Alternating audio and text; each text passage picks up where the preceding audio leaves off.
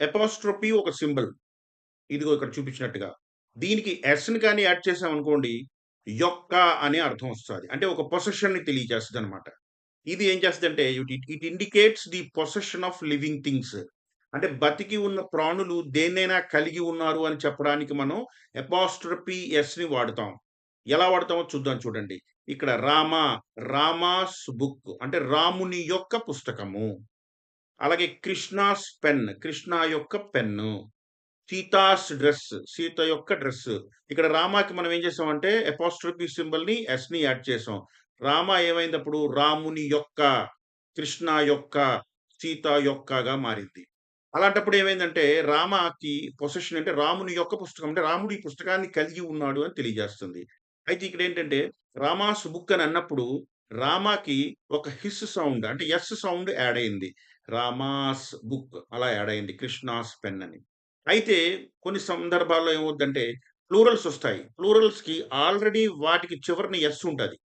లేదా words ending with yes. జనరల్‌గా మనకి కొన్ని పేర్లు చివర ఎస్ ఉంటది. ఉదాహరణకి శ్రీనివాస్ చివర ఎస్ ఉంటది. మరి అలాంటప్పుడు అపాస్ట్రోఫీ ఎస్‌ని ఎలా పెట్టాలి? ఇక్కడ చూడండి. బాయస్ అంటే బాలురు. బాలుడు కాదు. బాలురు. మరి దీనికి అపాస్ట్రోఫీ ఎస్ పెడితే బాయస్ రాసిన తర్వాత అపాస్ట్రోఫీని, ఎస్‌ని పెట్టేసామనుకోండి.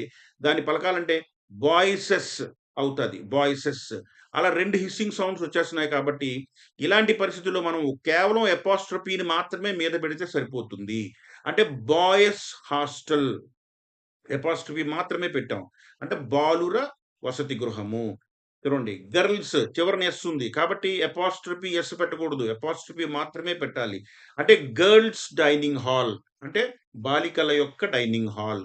కానీ ఇక్కడ మళ్ళీ ప్లూరలే మెన్. కానీ దీనికి చివరని హిస్సింగ్ సౌండ్ ఎస్ లేదు కాబట్టి మామూలుగా అపాస్ట్రఫీ ఎస్ పెట్టాం. మెన్స్ వేర్ ఓకేనా?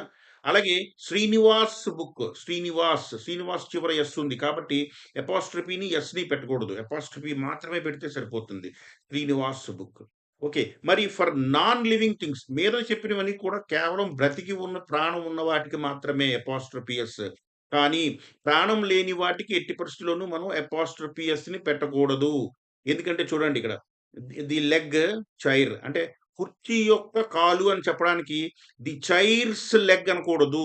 ఎందుకంటే దీనికి ప్రాణం లేదు కాబట్టి. అప్పుడు దీన్నేం జేయాలి?